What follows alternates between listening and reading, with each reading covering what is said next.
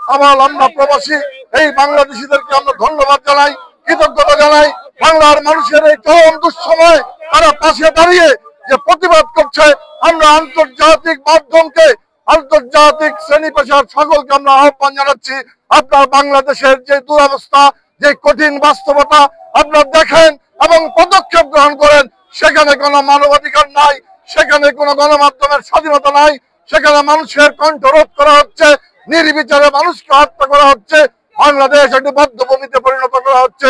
এর বিরুদ্ধে আপনারা কণ্ঠ রোধ করেন, কণ্ঠ সোচ্চার করেন এবং বাংলাদেশের মানুষের পাশে দাঁড়ান, যেভাবে আপনারা ৭১-এ মহান মুক্তিযুদ্ধে দাঁড়িয়েছিলেন। এবং আমরা মনে করি আপনাদের সেই মানবাধিকার কণ্ঠ আজকে শক্তিশালী হবে। এবং আজকে প্রবাসীদেরকে আমরা ধন্যবাদ জানাতে চাই, এই প্রতিবাদ সমাবেশে ঐক্যবদ্ধ থেকে যুক্তরাজ্য আওয়ামী লীগকে শক্তিশালী করার জন্য আপনাদেরকে সকলকে ধন্যবাদ।